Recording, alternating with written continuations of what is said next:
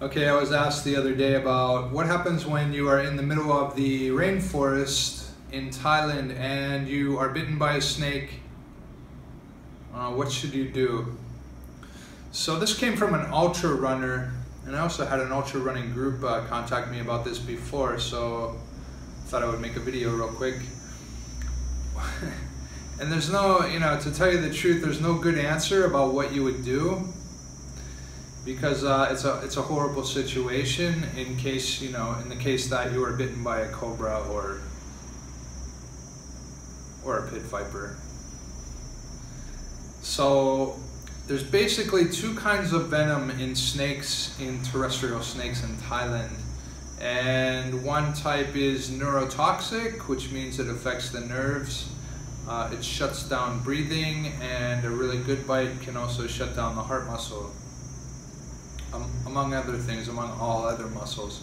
But the important ones are the breathing, the diaphragm, and the heart muscle. So those snakes are cobras of all sorts, king cobra, and coral snakes, and then possibly one of the other snakes, but let's just stick with those. What happens with these snakes is that with a really good bite, especially the monocle cobras or spitting cobras, the venom is so strong that literally you could die in a couple of hours. You could die sooner if, with all the wrong circumstances. A child could die very quickly, less than an hour for sure with a good cobra bite. So the main thing is to reach help as fast as possible, and help doesn't mean stop at some clinic. It means get to a major hospital as fast as possible, because you're going to need breathing equipment. So they're going to have to intubate you and to get you breathing with a mechanical, with a machine. Because in a short time you're not going to be able to breathe on your own if it's a bite that actually had venom injected. So you're running, you're walking, whatever, you're in the forest, you're far from help. Even if you're only a couple miles or kilometers from help, you're actually quite far from help. Because the whole thing is, when you're bitten by a snake, you want to be able to sit still and not move, ideally. And help should come to you. They should pick you up on a stretcher and put you in an ambulance and get you to the hospital quick, right? But that's not likely to happen, if you're in the forest. You're going to have to move at some point, right? Especially if you're alone. If you're running through the forest and you get bitten by a cobra, you're gonna have to move yourself or die right there. I mean, it's almost that simple. The first thing to remember is that 30 to 70% of bites, and it's a big range, right, can be dry bites. So you may not have any venom injected at all. Not at all, but just such a minute amount that it doesn't really affect the person much. So that's what you're hoping for. And that could be the case no matter how you get bitten, whether you step on a snake, it bites you, whether you step close to a snake and it bites you. It could be a dry bite, so hope for that. But treat it as if it's not a dry bite initially, until you start to feel the symptoms, and then you'll know. So you're bitten by a cobra or a coral snake, what would you do? You would wrap. So say you're bitten on the arm, you start at the furthest part of the extremity and start wrapping tight with a bandage, or rip your shirt up in strips or whatever you have to do. Take your socks off and start wrapping. Somehow you need to keep compression and just go right over top of the bite and go the whole way up to the top of the arm for an arm bite. For the leg, if you're bitten on the shin or something, start at the toes and start wrapping and go the whole way up to the top of the leg. And yeah, it's going to be difficult to find such a wrap in the middle of the forest, but it should be in your list of things to bring, because snake bite, is a possibility in the forest here.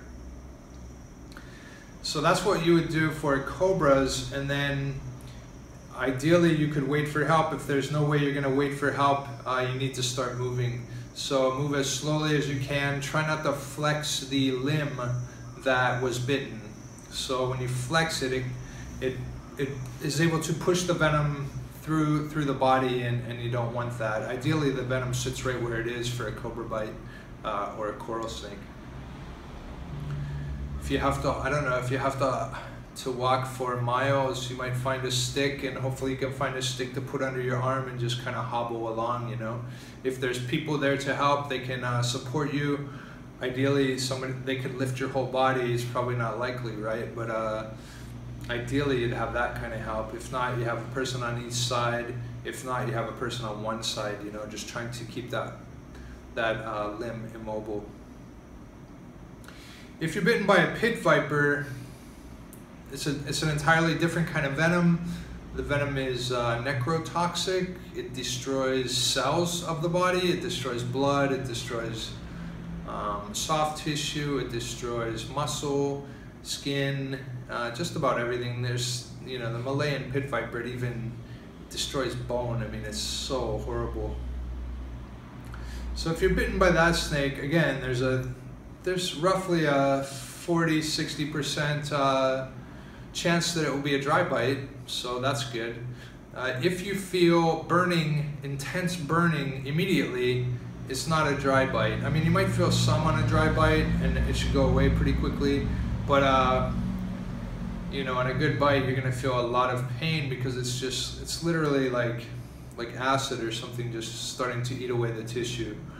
You don't ever want to wrap that bite, because you want to wrap it, you're compressing the venom, and the venom will stay in the same spot, and then it will really be intense because it's not diluted. You know, as it goes through the body, it gets diluted, right? But if you wrap it, it's going to stay right there. And for this kind of venom, you don't want that because it will destroy the tissue even to a greater degree. So what would I do? Again, just try to keep the limb immobile. Ideally, you could wait for somebody. If you can't, you got to start moving by yourself or with help or whatever, but just try not to flex that limb.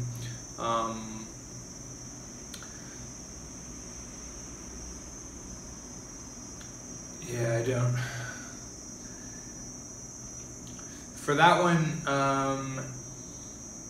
there's a very small chance that a big clinic would have the anti-venom for it, but probably just shoot for a major hospital. Just go straight to a major hospital as well. There is anti-venom for almost all snakes except kraits.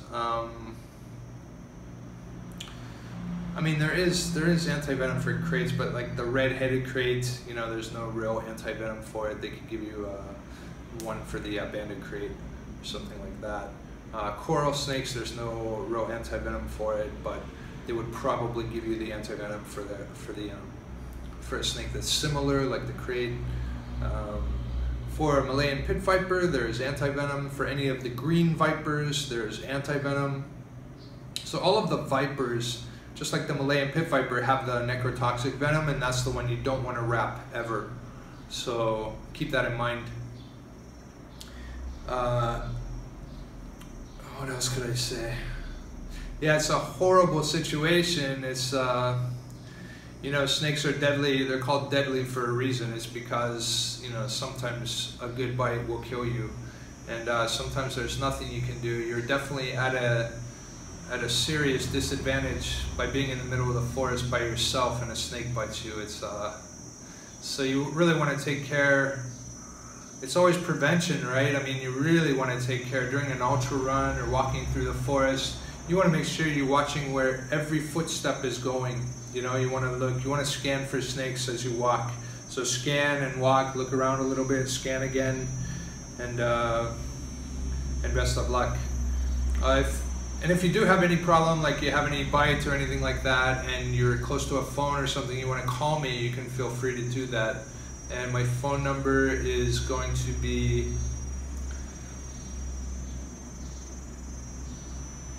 I'll put it on my website, thailandsnakes.com, because I assume if you have a phone, you probably have internet, and you can probably get there. I don't think I want to put my phone number on YouTube. All right, cheers then.